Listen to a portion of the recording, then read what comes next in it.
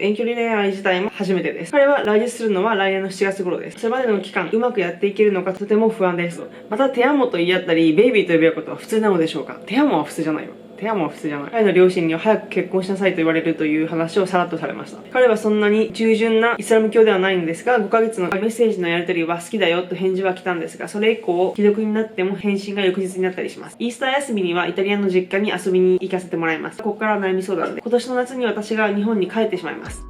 Hey guys, hope you're well. So today I'm gonna answer the question from my Japanese followers. They basically asked me about their doubts or question about international relationship. Like all of them are Japanese, so like they are dating with some non-Japanese guys and you know, they don't know how to perceive their partners or date behavior or what they said. So yeah, they asked me a bunch of questions and I'm gonna answer them. And I normally put this kind of video up on my Japanese channel because it's basically, I mean, like it's 100% for Japanese followers. But today, I just thought that it's gonna be interesting to put it up on my main channel with English subtitles so that you can understand it. I'm just gonna share what kind of problem those foods and international relationship have or, you know, struggling with or something. Yeah, so that's it. I talked kind of a lot.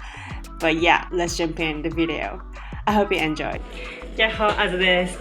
今日も国際恋愛の Q&A をしていきたいと思います。インスタのストーリーでみんなに国際恋愛関連の質問がある人はどうぞってあげて、そしたら結構たくさん質問をしてくれた人がいて、できるだけ前にもらった分から順番に答えていきたいと思います。早速始めたいと思います。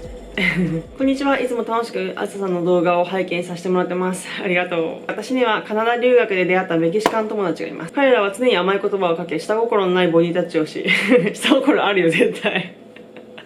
ボディタッチをし、私はお姫様かなと勘違いするほど優しく接してくれます。これがラテンな文化の違いだと思い、私も彼らと同じように振る舞っていました。頭の中で分かってても、ふとした時にこの人私のこと好きなのかなと勘違いしてしまうことがあります。ラテンの人たちにとってどこまでが友達の女の子にかける言葉、行動でどこからが本命なのか、2人の意見を聞きたいです。ハグ、キスの度合いなど。また、テアモと言い合ったり、ベイビーと呼び合うことは普通なのでしょうか？テアモは普通じゃないわ。テアモは普通じゃない。そして、もし本気なのか知りたいときはどうしたらいいんでしょうか？これ難しいね。質問ありがとう。面白いこれ。確かにね、ほんと確かに。まずね、初めに言うとね、下心のないっていうか、下心 100% だよ、それ。下心 100% で、まあね、こんな言い方したら本当に悪いけど、一般論で言うと、質問者さんの場合のそのメキシコ人の友達はもうあわよくば感がもう丸見えだね。よし、これで押してうまくこの質問者さんが転んでくれたらよっしゃーみたいな感じで、当てば弾打ちゃ当たるみたいな、数打ちゃ当たるかなみたいな感じで言ってると思うから、本気で好きなのかって言われたらわからない。私その場にいないし、彼らの表情とかも見てないからわからないけど、でもあわよくばは絶対あるから、質問者さんにこの人たち、この男の子私のこと好きだなって、その質問者さんをその気にさしてこっちを振り向いてくれたらよっしゃって思ってるので、どんぐらい本気かは分かんないけど、下心の塊ですね、それは。友達の女の子にかける言葉とかってあるけど、ラテン文化で言うと基本的にラテンの人は男女の友達ってほとんどありえないと思ってるから、 100% 友達で接してるってことはないよ。まずない。だからあわよくば付き合うっていうか、付き合う、本気で付き合うっていうのは置いとくにしても、キスとか体とかできりゃラッキーだぜぐらいのテンションです。多分アメットがずっとラテンでは男女の友達とかありえないから、だから日本人はそれができててすごいね、本当驚きだよってずっとアメットは言ってたから、アメットに聞いても絶対同じこと言うと思うんだけど、テアモは絶対言わない。友達ね。テキエロは友達にも言う。友達とかファミリーとか親とかに言うけど、テアモはもう恋人同士の I love you だし、本気なのか知りたい時はそうね。でもさ、相手のその男の子の顔とか見てたら分かんない？その表情とか見てたら分かんないかな。で、もしこの質問者さんがその男の子のこと本気で好きだなっって思って、なんかそういう、いやこれもうお互い好き同士でしょみたいな、シリアスなじゃないけどちょっと真剣っぽいシーンとかもあって、で知りたい場合はちょっと真面目な空気を作って彼に聞いたらいいと思う。私だったら聞くと思うな、どうしても知りたかったらね。私とりあえず何でもすぐ口に出して聞いちゃう方だけど、だってさそれでもしさ遊んでるだけでさ、私たちどうなのって聞いた時にみたいになったら別にそこまでじゃん。だから別にさ、いいよ、別に失うものはないよ、ただ確かめるだけだから私だったら聞いてみたらいいと思います。でも大抵顔の表情とかでわかるんじゃないかなって思うけどね。どうでしょうか。こんなんで次はね、こんばんは、恋愛相談させてください。旅行中にハワイ出身の23歳ほど年上の方と献血の場所で知り合いました。彼のコミュニケーショントラブルを私がヘルプしたことがきっかけで2時間ほど話しました。知り合った日は帰国前日だったのですが、帰国当日も会って楽しくおしゃべりしました。空港でハワイスタイルでハグしようと言われた後のハグが少し長いなと思いましたが、普通に友達として別れました。彼は See you soon とだけ言って、特に名残惜しそうなわけではなかったです。その後ボイスメッセージが来て、I give you a big hug and a big kiss. You have a big heart and a wonderful soul. I knew that when I saw you at Donating Blood. と真面目なトーンで言われました。その後はスタンプで XOXO やハートを使用してきました。I'm waiting for you と言われたので、リスペクトしてるし友達として大好きだけどまだわからない。Give me some time と答えました。彼は Thank you, I respect you too. I'm happy we'll be friends などと返してくれました。質問です。彼の目的は真面目に付き合うことにあって2日目で告白って早く感じますがどうなんでしょう。3、彼は私を待っているんでしょうか、それとも断られたという認識。よろしくお願いします。なるほどね。 OK。 まず23歳上ってことは結構大人だよね。もう大人の男性ですね。それを頭に入れておいて、正直に私もその人を見てないし、さあちゃんとそのハワイの方が一緒にいるところの現場とか見てないから雰囲気とかは全然わかんないんだけど、彼はそのもう23歳年上よ、大人よ。で今じゃあ次どこでいつ会おうかって話をしてないってことは、次に全然会う予定がないっていうことは、全然いつ会うかわかんないし、もう一生会えないかも、もう一生会えないだろうなって思ってる確率の方が高いと思うのね、私は。で、一言で言うとね、あわよくばって思ってると思うあわよくばまたさあちゃんがもしかしてすごいこのハワイの方にテキストとかねしてる間にすごい続行になっちゃって、彼女がもし遊びに来てくれたりとか、またもう一回会うようなことがあったら付き合えたり、セックスとかできるかもしれない、あわよくばって思って縁を切らないように連絡取って、なんかすごい聞こえ悪い、ごめん連絡取ってるように感じられます。でも普通に本当に友達としてのケミストリーっていうか、気が合うな、喋ってて楽しいなみたいな、そういう感覚がお互いにあったんだったら、友達として普通に好きと思ってるだろうから、それはそれで嘘じゃないと思う。だから別にこれから恋愛関係への発展をリアルにっていうか現実的なレベルまで行ってないと思うので、そんな感じかな。なんか別に遊んでやろうと思ってるわけでもなくて、ただなんか現実的に会ってる間に恋愛関係になってしまったわけじゃないし、次いつあるか分かんないから、今のこの状況から見ての発展させることの難しさが、その年齢もあってもう分かってるから、諦めじゃないけど無理だろうけど、いつかまた会えたらぐらいに捉えてるのと思う。年重ねるとなおさら一回会っただけでうわこの人好きわとかってなることが若い時ほどなくなるから、そういうのがすごい難しいってことももう分かってるから、現実的に難しいと思ってるんだと思います。でもやっぱ XOXO とかハートを送ってきたってことは好意はあるよね。それは分かるけど、日本人だし感覚ちょっとアメリカ人とかとは違うだろうし、あわよくば好意はもちろんあるんだよ、あるけど無理だろうなと思ってるけど、あわよくばいけるんじゃないかなっていう感じなように取れますね、私には。1番、彼の目的は真面目に付き合うこと。それは今の段階では多分違うと思う。2番、会って2日目で告白って早く感じますが、告白っていうか向こうの人は告白した告白してないみたいな、告白っていう行動自体にそこまで日本人みたいに告白したはい付き合うみたいなイコールはい恋愛関係がスタートするみたいな、そういう認識を持ってるわけでもないので、みんなてかでもこのメッセージ見る限りではI like you みたいな I love you みたいなそういうことを言ってるわけではないから、告白してはないのかもね、まだ彼の中では3番、彼は私を待ってるんでしょうか、それとも断られたという認識。彼は別に返事を求めてるわけじゃないと思う。だから別に多分ずっと待ってることはしないと思うし、断られたとも思ってないと思う。ただ普通にちょっとプッシュしてみて、なんか発展があわよくばあれば、それはそれでいいしって感じだと思います。だから要するに彼はそんなにモーションをかけてない、自分から恋愛関係に持ってこうっていうところまではしてないっていう風に私は感じ取れたけどかな。参考になれば嬉しいです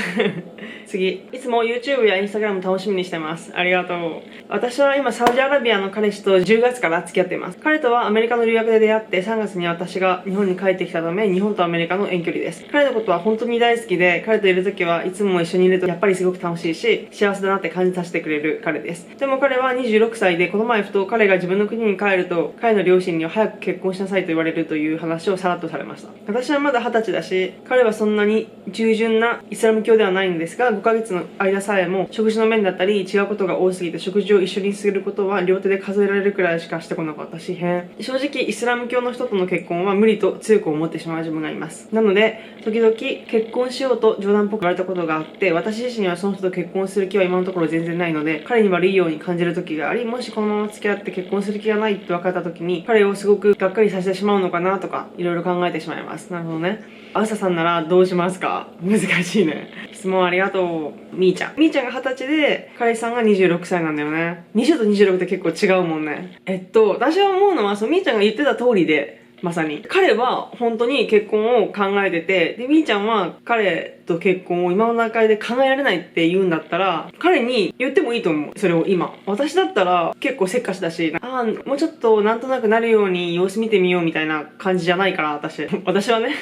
私だったらすごい好きだし、好きでいてくれて嬉しいし、その幸せなんだけど、正直今の段階でそのイスラム教の文化とかを見て結婚できる気がしないし、20歳だから全然結婚も考えられないから、最低でも今から6年ぐらいは結婚私できないよって今言うのも全然ありだと思う。私だったら多分言う。なんか向こうの時間を無駄にさせたくないし、まさにみーちゃんが言ってる通りで、私だったら多分すっごい悲しいだろうけど、だってどうせ最後まで続かないって分かってるんだったらさ、なんか私は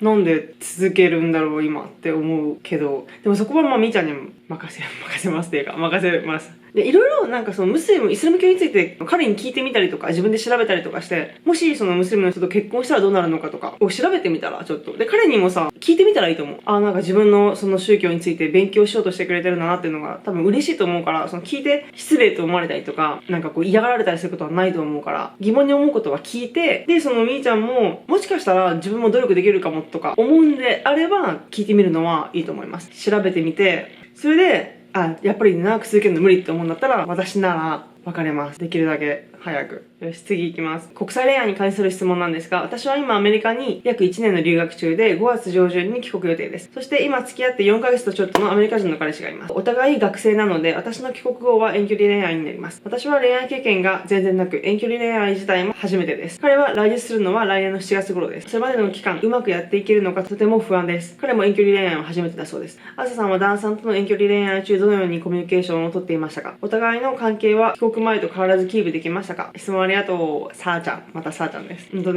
距離恋愛はお互いに年齢も重ねて、お互いに恋愛の経験がまあまあある場合だったらうまくいく場合は多いと思うけど、どっちもすごい若いとやっぱりすごい大変になると思う。私も日本人の相手だけど遠距離恋愛3回ぐらいして3回ともダメだったしすごいね難しいと思うけど、でも続く人ももちろんいるので、なんか続くかもよ全然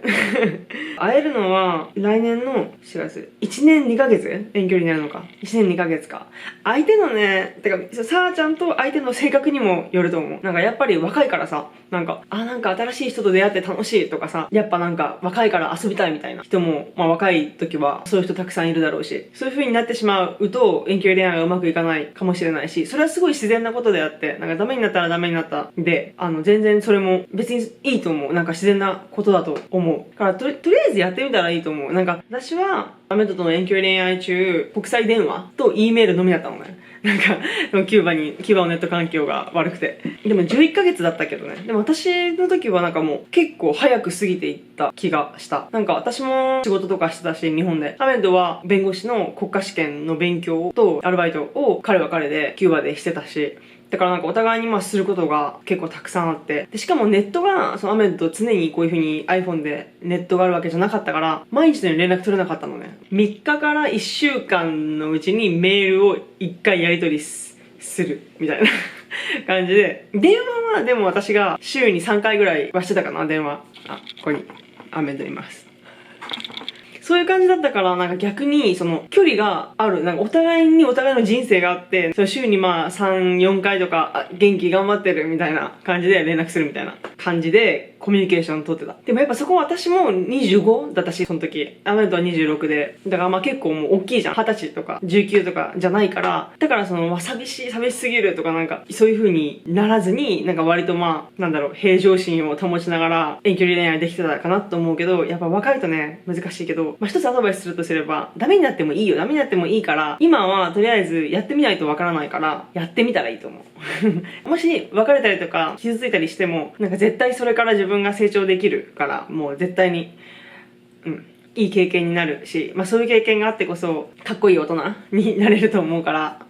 どんどんやってみたらいいと思います。うまくいくといいね。そして次です。アサさん、はじめまして。私は今ニュージーランドでワーホリをしています。その時に好きな人ができて違う都市へ移動する時に見送ってくれた彼に空港で告白をしました。その時に同じ気持ちで嬉しいよと言われ、ハグしてバイバイし、そこから1ヶ月はほぼ毎日連絡を取り合ってました。とても嬉しかったんですが、毎日の連絡が逆に相手の負担になってしまっているのではないかと変に気にしてしまって、ある時無理しないでね、私は時々の連絡でも嬉しいよ的なニュアンスのメッセージを送ってしまいました。そんなことないよ、メッセージのやり取りは好きだよと返事は来たんですが、それ以降、前ほどの頻度での LINEのやり取りがなくなったり、既読になっても返信が翌日になったりします。私とのやり取りが面倒になったのかなとも思ってるんですが、やはりこれは私があんなメールを送ってしまったことが大きな原因なんでしょうか。ちなみに彼とは付き合ってません。英語力が皆無のため、自分に自信がなく英語がうまく話せるようになったら彼氏になってねと告白の後、自ら余計なメッセージを送ってしまいました。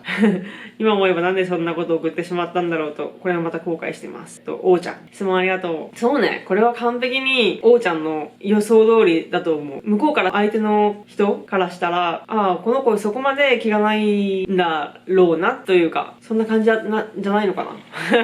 と思うけど。なんか恋愛って、謙遜じゃないけど、なんとかしてもらって悪いなとかっていう気持ちを、日本人じゃない人はそこまで口に出さないと思うから、初めに毎日 LINE しなくてもいいよって言われたので、多分そのまま受け取って、そこまで毎日連絡しなくていいって気持ちなんだろうなって思ったんだと思う、私はね。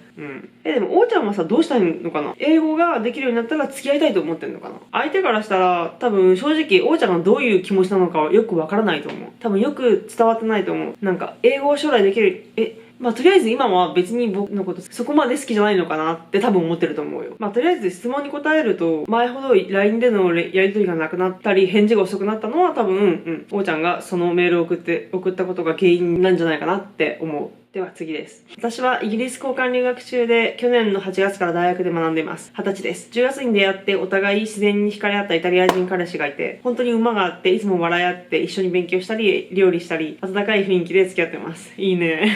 彼は真面目で、いつも勉強熱心で、成績もいいです。イースター休みにはイタリアの実家に遊びに行かせてもらいます。ここから悩み相談で、今年の夏に私が日本に帰ってしまいます。帰って1年半は日本の大学で卒業のためにいなきゃいけなく、彼も2年か3年は絶対イギリスにいます。遠距離恋愛でゴールがまだ見えないのが不安の種です。今は You're so important to me と言ってくれて、遠距離になったらこのアプリでテレビ電話しようとかかわいいね。日本に来るためにバイトを始めたりと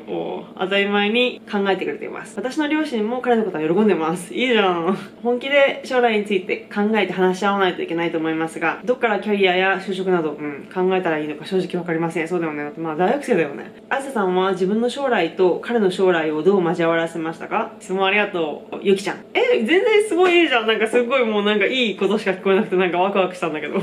多分ゆきちゃんの言うように、ゆきちゃんが大学卒業してからイギリスに大学院とかワーホリとかで行くのが多分一番いいよね。ワーホリ行ったらいいんじゃないかな。でもゆきちゃんのしたいことにもよるよね。彼氏を除いて自分の将来とかキャリアで考えたらどういうことをしたいのかとか、日本でちょっと働きたいのかとか、それとも別に日本で働かなくてもいいのかとかにもよると思うけど、彼氏さんは将来イギリスに住む予定なのかな、それともイタリアに帰る予定なのかな、そこもあるよね。まずは彼と2人で将来もしずっと一緒に住むとしたらどこの国に住むかみたいなのを考えてみて、多分イタリアかイギリスになると思う。んだけど、もしイタリアとかなったらさ、多分ゆきちゃんもちょっとイタリア語とか勉強しといた方が絶対いいし、あと自分のやりたいことを一回書き出してみたらいいと思う。日本で普通に会社とかに就職して働いてみたいのかとか、日本でまだなんか勉強したいことがあったりとか、まあ院に行きたいとかがあるのが、彼氏除いて自分だけで大学出てからしてみたいことをとりあえずこう書いてみて、そんで彼氏さんと一緒に将来住むならどこに住むことになるのかっていうのを考えて、それを見比べてやってみたらいいと思う。やっぱり結婚すると、まあ今はさ、なんか専業主婦、夫の方、旦那さんが基本的に家事やって、で奥さんがなんか基本的に外に出て働くみたいなカップルもいっぱいいるけど、まあそうじゃないことの方がまだ多いと思うから、基本的に旦那さんが働いて、まあ奥さんも働くけど、子供とかできたらやっぱちっちゃい時とかは奥さんが基本的に面倒とか見るみたいな。そうなるとやっぱ家計を背負うことになるのは旦那さん、男の人の方になるから、まあそういう家庭像を、まあもし結婚したらよ、を描いてるんだったら、そしたらイタリア人の彼氏さんの仕事をどこで仕事するかっていうのが多分大事になってくるから、彼氏さんがまあ将来どこで働きたいのかとかっていうのをなんか話してみたらいいと思う。ゆきちゃん一人で考えても多分拉致開かないから、一緒に普通のおしゃべりの中でそういうことを話してみて、でちょっとずつ考えていったらいいと思う。私とアメッドもまあそんな感じで、アメッドは私の旦那さんはキューバで弁護士だったのね。で、じゃあ将来弁護士として働けるとこはいいよねみたいな、じゃあどこにするみたいな感じで話していって、じゃあ OK、 じゃあモントリオールに住むのを目標にしようって考えたら、そこに行くまでにどうやったらこうそこにたどり着くのかっていうこの部分を埋めることができるから、そうやってゴールというか、まあ点を決めてそこまでをどうやっていくかっていうのを考えていったらいいと思う。意味わかったかな